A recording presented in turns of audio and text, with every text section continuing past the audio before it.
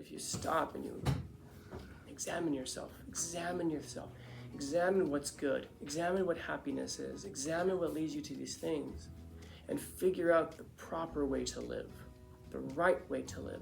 Not what's easy, not what's expedient, but the right way. And sometimes the right way will be easy and expedient. A lot of times it won't be, because the most rewarding things that you're ever going to encounter in your life are going to be on the other end of challenge and suffering. Because life is suffering. You don't get to choose not to suffer. That's part of life. That is life. But what you can choose is what you suffer for. So there's the question, what in your life is worth suffering for? What is it that makes the suffering of life worthwhile? Even transcends it, man, so that you can get to the end of all of it and say, despite all the failures, man, look at those successes. Despite all the sadness and suffering, look at what life was like, man.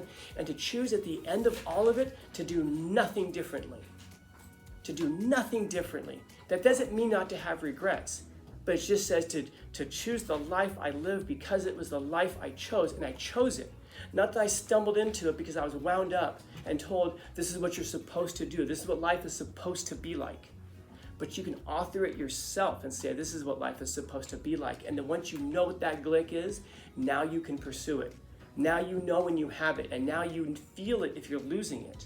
And you can go back and hold on to it tightly, the things that really matter. Not the things I tell you matter. Not the things that TikTok tells you matter. Not the things that politicians or society or anybody around us tell us matter. But the things that we know to be true because we've considered it, we've thought about it. And at the end of all of it, to say to that entity, you are an angel.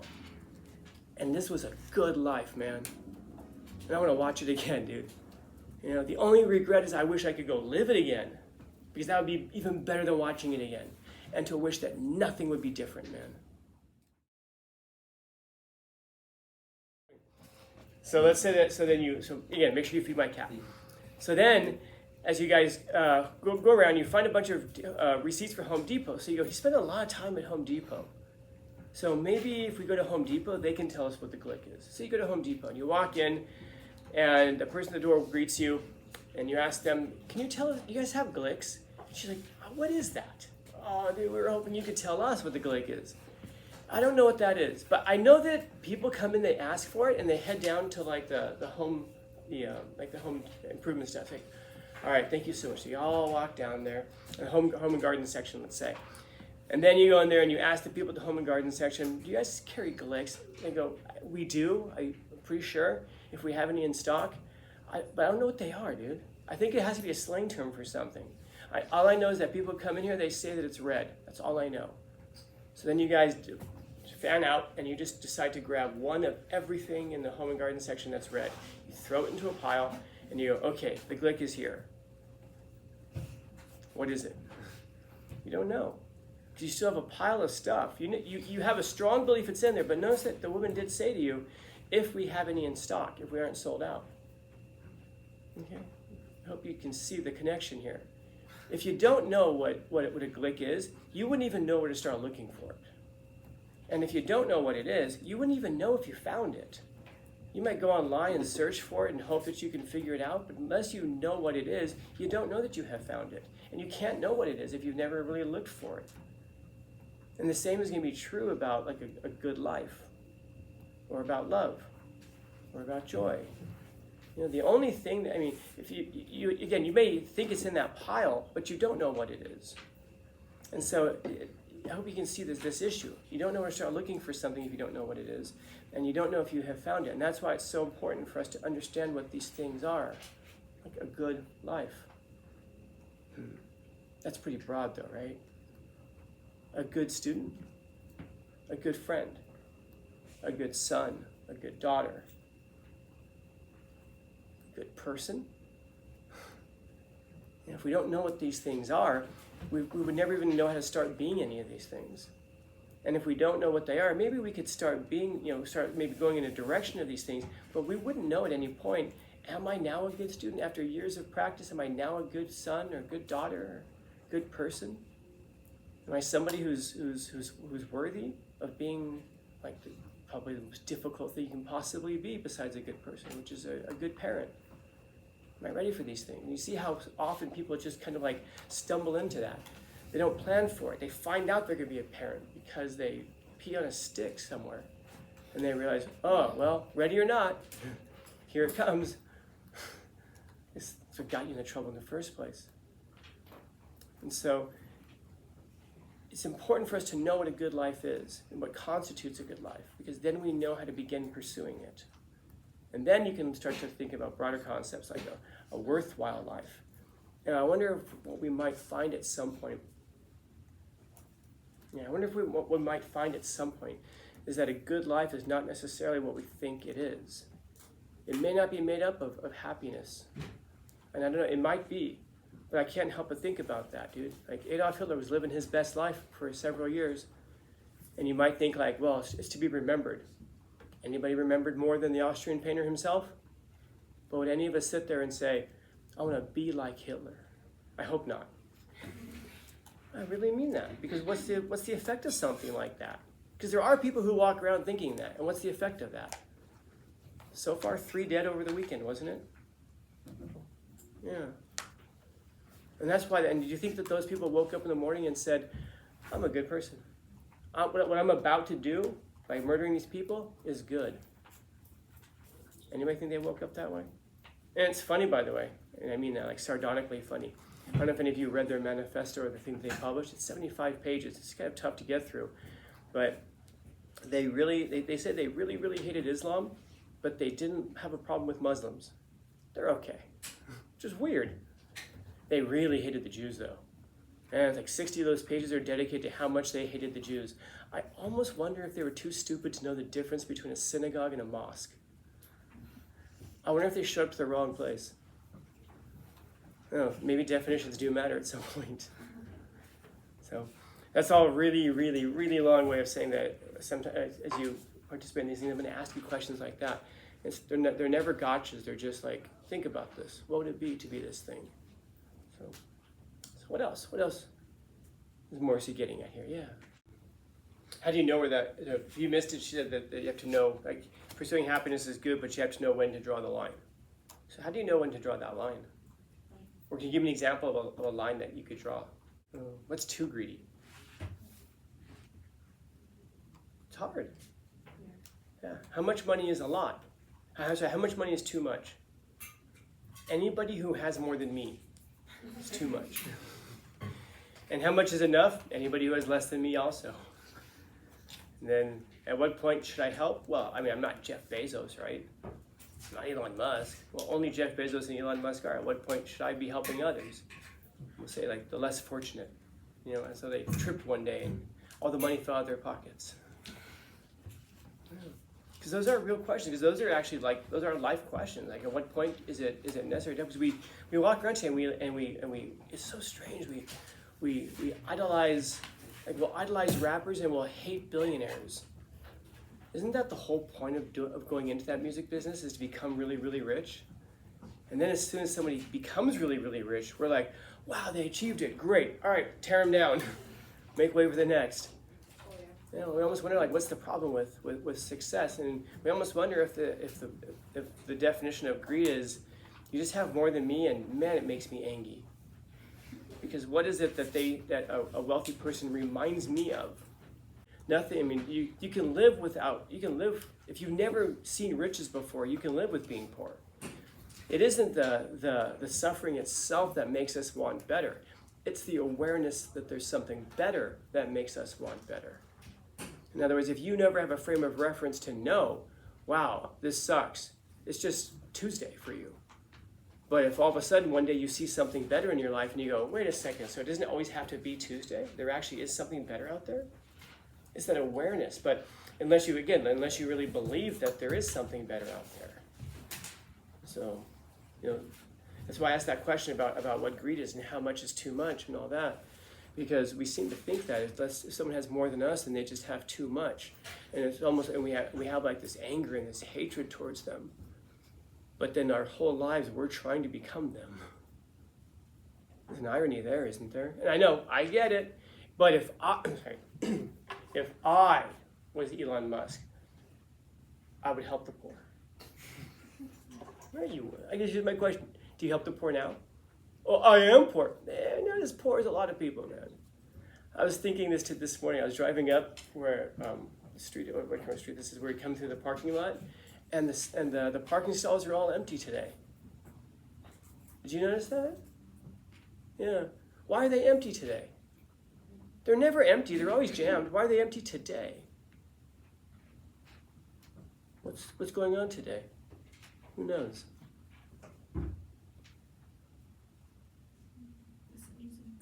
The seniors aren't here. That means a lot of our seniors have cars. A lot of our seniors drive cars. Nobody at my high school drove. We didn't have money for extra cars in the house. So I guess the question is, are we really that poor here? Well, I mean, we're not La Jolla. Yeah. We're not Coronado. Only La Jolla and Coronado are. Are we Morse? No. God, no. It shot me already if I was. Yeah.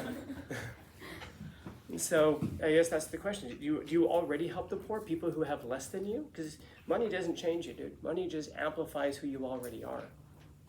If you're generous with no money, you'll be generous with lots of money. If you have a reason not to help the poor when you don't have much money, you will find a reason not to help the poor when you have lots. It only amplifies who you are. I'm going way too much. Who else? What else? There's a word here that changes everything. And I think that we miss it. What makes most people feel happy? What makes us feel happy? Not what makes most people happy. What makes us feel like we're happy? You see that? That's a big difference.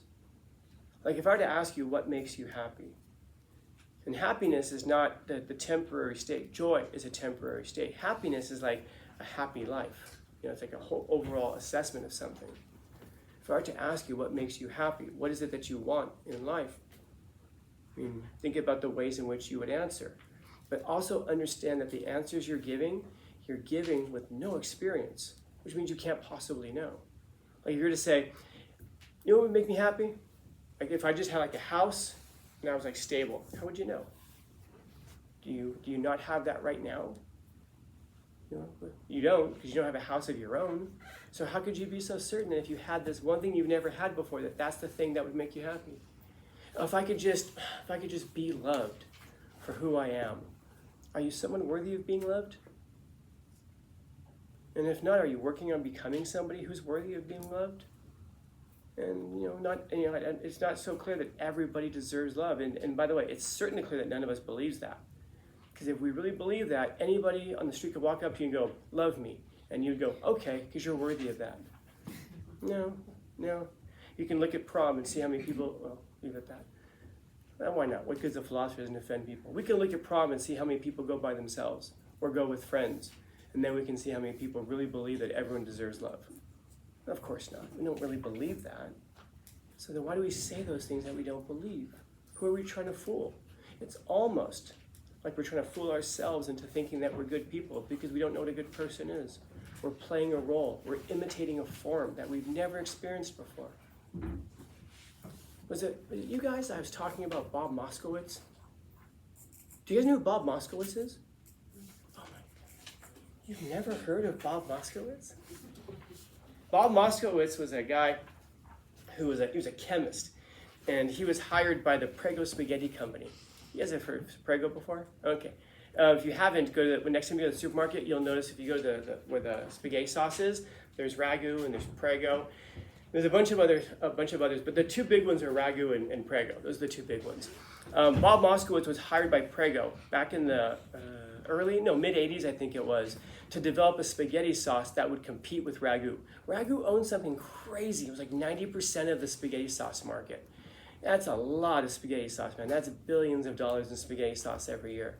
And Prego was trying to get into that market. I think they had something like 3% of the market, something stupid like that. So they hired a chemist and asked him, can you develop a spaghetti sauce that is better than Ragu? So he's like, done. Easy. It's only science, it's only chemistry. So he does this smart thing. He pulls together a panel of people and asks them, what kind of spaghetti sauce do you want? And they say, we want a spaghetti sauce that is rich, there's spices. And he takes meticulous notes And he goes back to his lab and he makes this perfect spaghetti sauce. Makes sense, right? What do you want? I want this. Okay, here it is. So he goes back to his lab, makes the perfect spaghetti sauce, brings together a blind taste test, puts his sauce next to ragu. The people taste it unanimously, 16-0. They preferred ragu. So that made sense. He asks the differences, he asks what they like, goes back to his lab, makes the spaghetti sauce, does it again. Finally, this time, 15-1. Okay, tries it again, comes back, 16-0 ragu. Every time he makes this, what the people want, it's just a blowout. Everyone prefers ragu. So finally, after it was something like 20-something panels he did, he's frustrated. He just says, "Fuck it, man." He just says, "No, I'm gonna do the opposite." And he's like, if you ever have ragu, if you ever have prego, I call it a bunch of shit sauce. There's some marinara sauce in there for sure, but then go into your kitchen sometime and go, "What's about to go bad?" And then just chop it up and you throw it into a marinara sauce. That's what it's like. It's like green peppers, onions, garlic, like bits of beef here and there, some oregano, a bunch of like spices I've never heard of before. And then he takes that back to the control group out of frustration. It's just like, "What do you think?" And that panel says, "We love this sauce. It beats ragu." Do you get the point here? If you remember only one thing I ever tell you, let it be this: the audience is bullshit. The audience doesn't know what it wants. The audience thinks it knows what it wants. But if you go over if I'm going to start a coffee company and I would ask you, "What kind of coffee do you want? What do you want to taste like?" And you're going to be like, "I want it to be a bold, rich flavor." "Do you want milky sugar water?" "No, that's gross, dude. For breakfast?" No. We want it to be something that's full-bodied. It's going to get wicked. Okay, but doesn't Starbucks make billions and billions and billions of dollars a year selling milky sugar water? Why? Because the audience is bullshit. The audience doesn't know what it wants. The audience doesn't really think about what it wants. But when you shove it in the audience's face, they just go, "Okay, thank you." And then they move on. And that's most of us. Because we are the audience. By the way, keep that in mind. If you're like an artist of some kind, if you're in a band, if you're a musician, don't try to pursue and think, "I bet people will like this." Who cares? The audience is bullshit. The audience is going to like it if it's good. You'll find an audience for it. You just got to put it in front of an audience. If you do anything creative, if you do anything in business, don't pursue that trend. Otherwise, you're just a clone of what already exists. Do any of us want to be clones in our own lives? To pursue the values that we've been told we should want to pursue without even understanding why? If I come along and tell you, "Here's what it is to be a good person," wind you up, and then send you out into the world, are you content with, "Well, Scanlon says this is what it is to be a good person"? How often do you hear from people who say like, "Oh, I don't know, I did everything right. I went to college. I worked hard. I studied hard. I took out all kinds of student loan debt. And I worked at it, man." And you sit there and go, "That's a really great story. Do you have any stoppers for the cups?" "Yeah, right here, bro. Thank you. I appreciate it. Have a good day. Come in tomorrow to hear your sad story." And it always begins like that. "I did everything I was supposed to." What do you mean you're supposed to? Who told you those things? Well, the audience. The audience is bullshit, guys. So what are the things that are going to make you feel happy? You don't know what's going to make you happy. That's the crazy part about it. Happiness is the thing I can ask you at the end of the day. Did you have a happy day? You can't judge the day till the night, no matter how bad your morning goes. You might, you might crash your car in the morning and then buy a lottery ticket and win $10 million by the evening. You can't know how the day's going to turn out. And yet, you could win the lottery in the morning and then die in a car crash driving home later on that day. Go in that direction too, man. You can't judge the day till the night. You can't judge your life until the very end. And so if I'm going to ask you, what is it that's going to make you happy? The true answer to that question is probably, I don't know. Happiness is one of those things that you'll be walking down the street on some idle Tuesday and you're going to go, "I'm happy." Or someone's going to ask you at some point later in your life, "Have you lived a happy life?" You're going to have to sigh and think back on it. Not, was your life perfect? You're not getting it, are you? How about this?